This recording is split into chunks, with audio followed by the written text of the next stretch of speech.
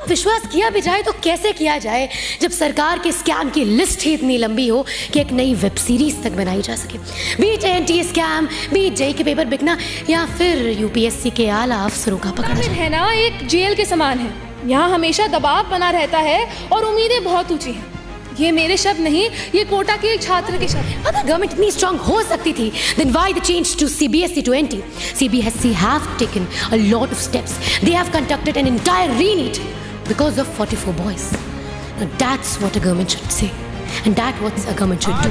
जिस जगह को माननीय प्रधानमंत्री जी ने विद्या की काशी कही है, वो मणिकर्णिका घाट बन चुकी है महोदय, वो मणिकर्णिका घाट बन चुकी है। बच्चों के पास आत्महत्या के अलावा और कोई चारा बचा ही नहीं है, वो करेंगे क्या? आज के कोचिंग संस्थानों ने गुणवत्तापूर्ण शिक्षा को हर नागरिक के मौलिक अधिकार से एक विशेष अधिकार बना दिया है। चिंतित माता पिता की नजरों में ये कोचिंग संस्थान पैसा छापने की मशीन बन गए हैं, जो छात्रों और अभिभावकों की असुरक्षाओं पर गिद्ध दृष्टि लगाए हुए हैं। नजर को बदला जाए तो नज़ारे तक बदल जाते हैं, सोच को बदला जाए तो सितारे भी बदल जाते हैं। कश्तियों को बदलने की ज़रूरत नहीं होती, केवल दिशा को बदलने से किनारे अपने आप बदल जाते हैं। एक ऐसे ही दिशा की कमी आज हमारी कोचिंगों में साफ महसूस की जा सकती है। अर्जुन को श्रेष्ठ साबित करने के लिए हर युग में एकलव्य का अंगूठा कटाया गया है।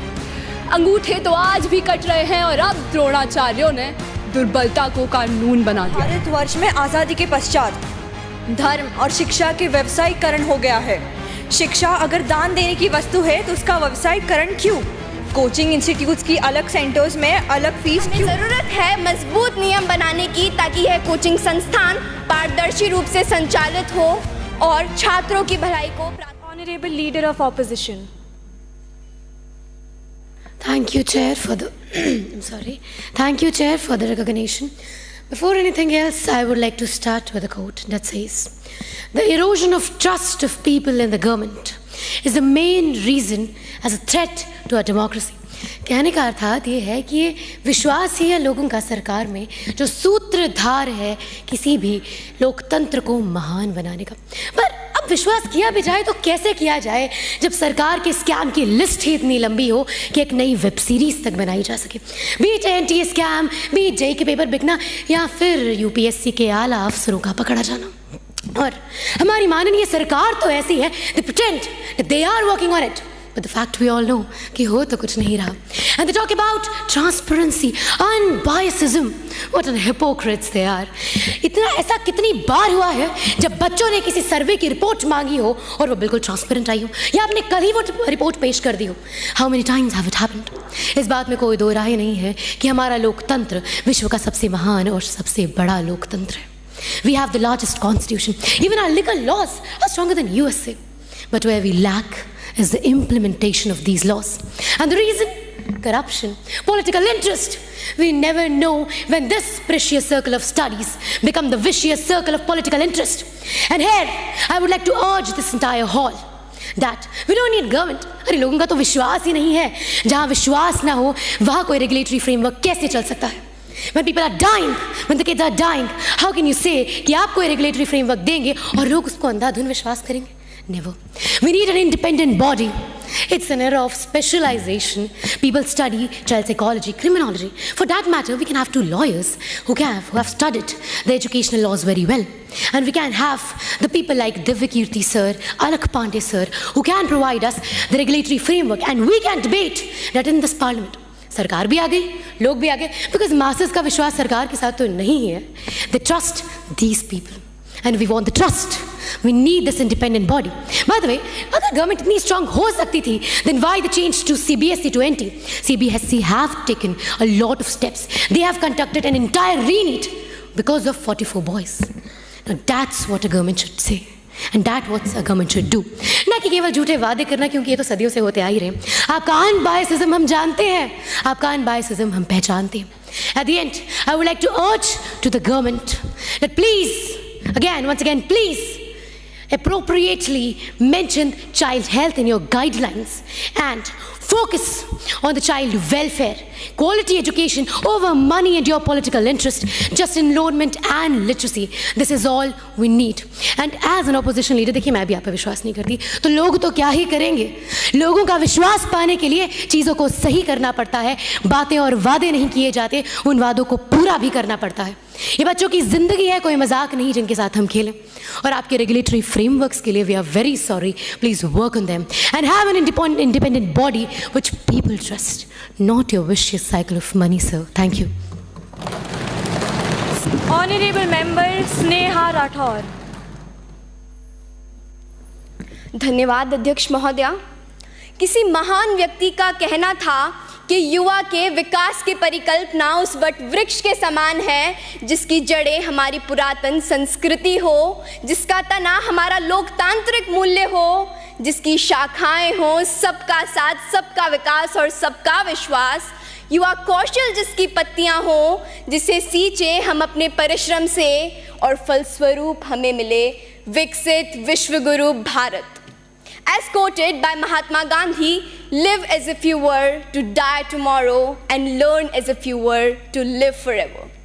These words remind us that education is not merely about acquiring knowledge, but continuous growth throughout our lives.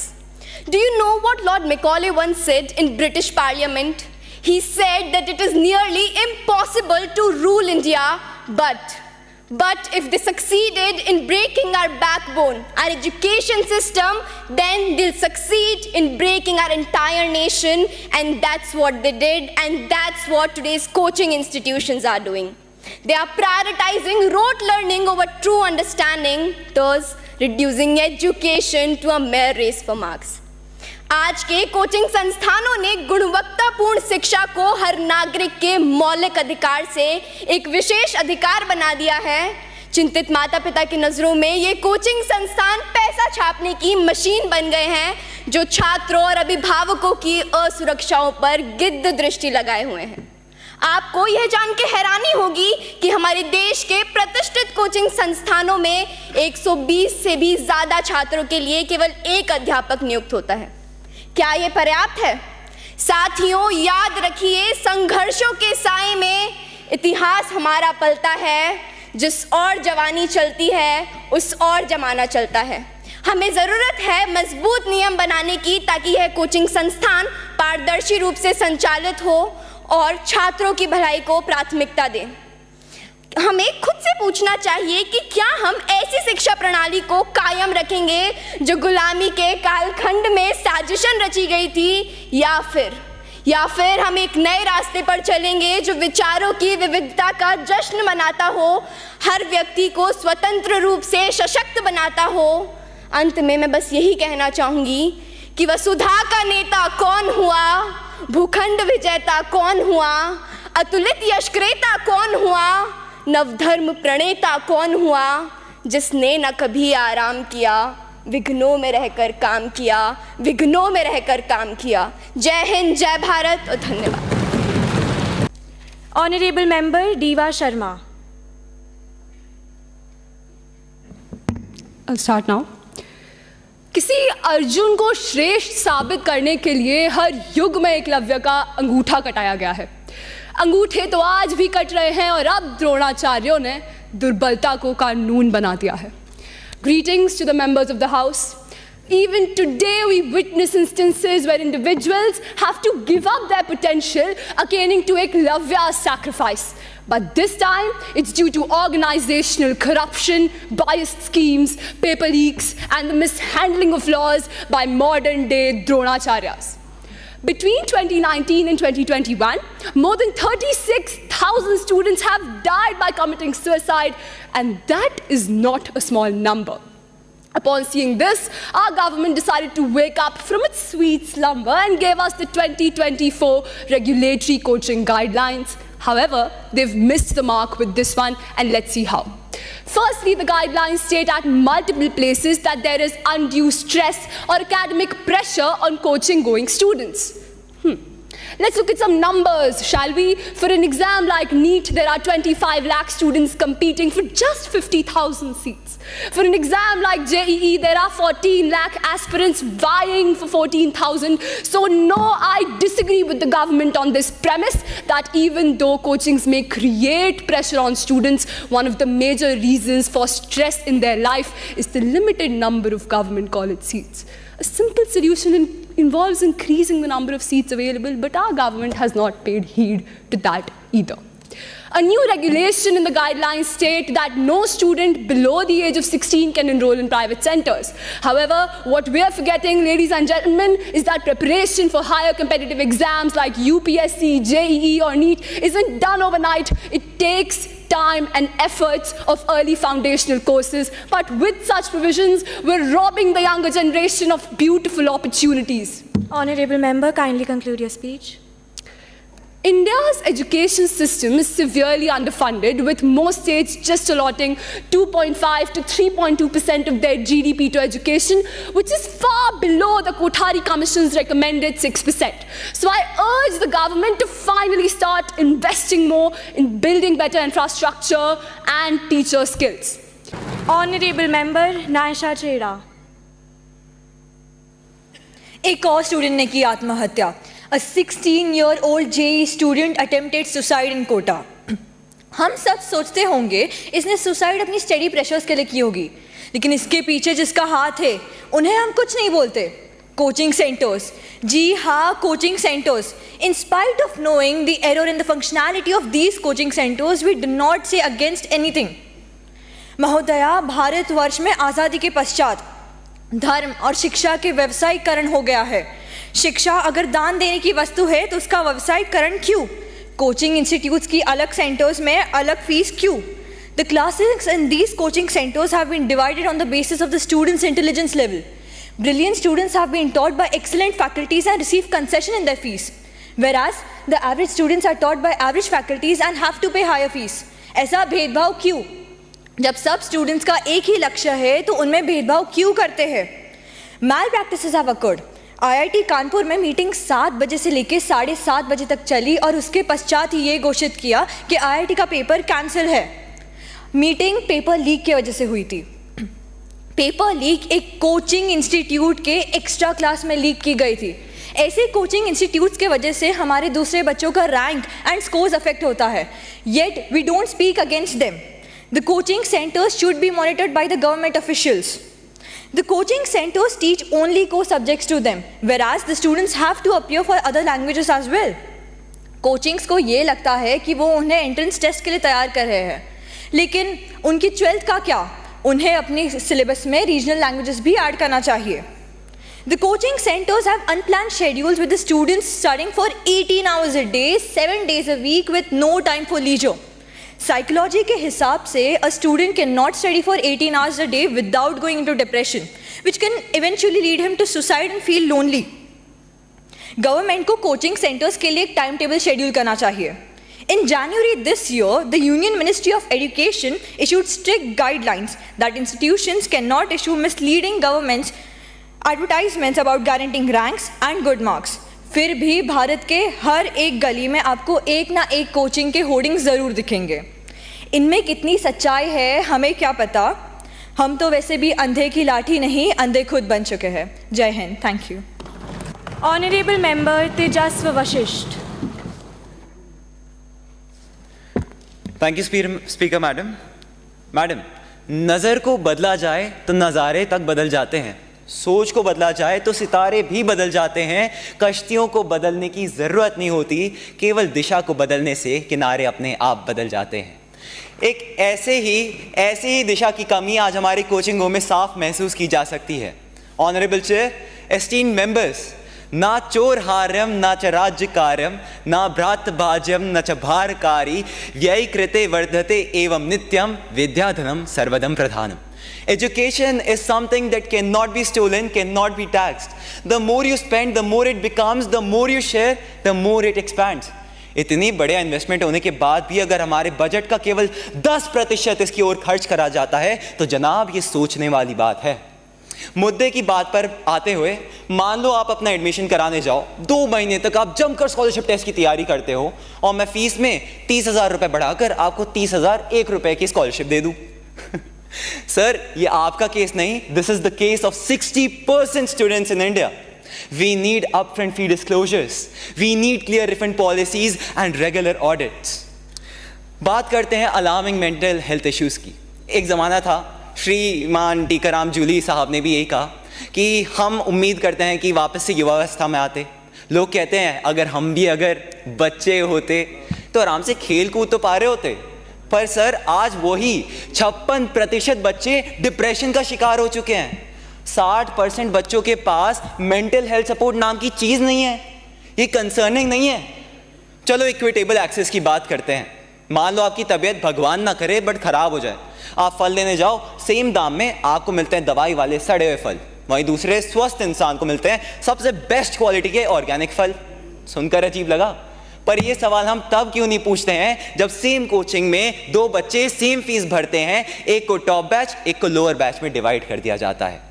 Why is it that when we talk about equitable access to quality coaching, we only talk about fees and scholarships? Isn't this a violation too? Speaker madam ने conclude करने कह दिया है, तो अंत में केवल यही कहना चाहूँगा, कागजी काम काफ़ी नहीं, ज़मीनी हकीकत पर भी ध्यान दें, विद्यार्थी के विकास और न्याय संघ कोचिंग का अभियान दें और ऐसे 2 बोर्ड कोचिंग सेंटर्स को भी दान दें। धन्यवाद। Honourable member Vihan Bajaj.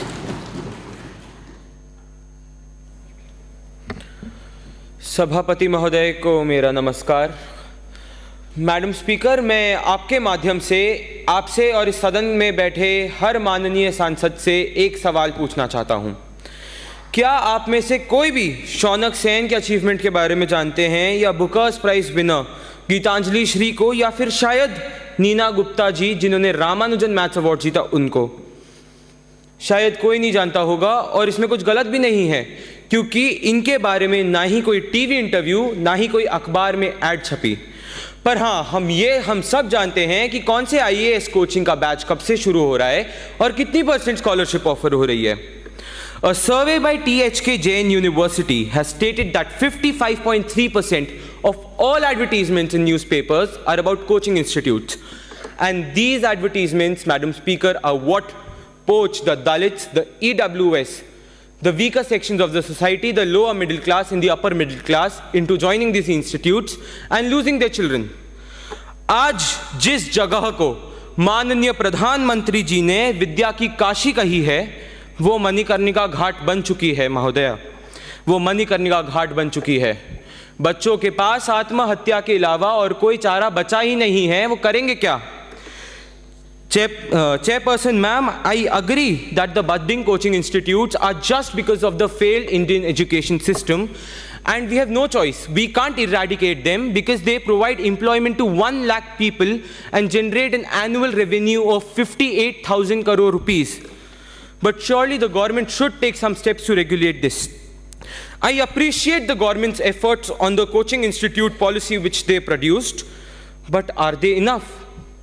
And the answer is absolutely not. And this is not just by me, by the Delhi High Court Justice D. Murugan son.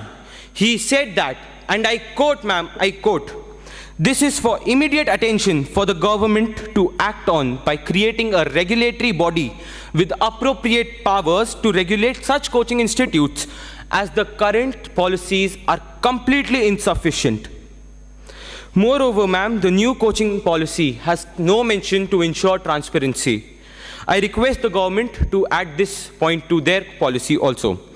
The child to psychologist ratio currently in Indian coaching institutes are either 100:1 or maybe 150:0 at some places.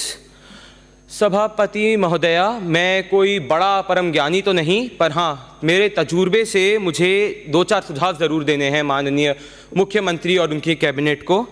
पहला तो government को एक statutory body establish कर देनी चाहिए किसी act के माध्यम से या एजुकेशन पॉलिसी में अमेंडमेंट के माध्यम से, ताकि इन कोचिंग इंस्टीट्यूशनों पर रेगुलेशन रखा जाए। इसके साथ ही मैं उनसे अनुरोध करूंगा कि एक चाइल्ड हेल्पलाइन नंबर और एक एक्स्ट्रा लैंग्वेज लर्निंग पॉलिसी भी इंट्रोड्यूस करवाई जाए कोचिंग इंस्टीट्यूटों में। चेयरपर्सन मैम, आज बात विपक्ष या पक्ष की नहीं, देश के हित, युवा, अभिमान और सम्मान की है। मैं उचित मंत्रालय और सरकार से अनुरोध करूंगा कि मेरी बातों पर विचार विमर्श करे और देश के लिए उचित निर्णय ले। धन्यवाद।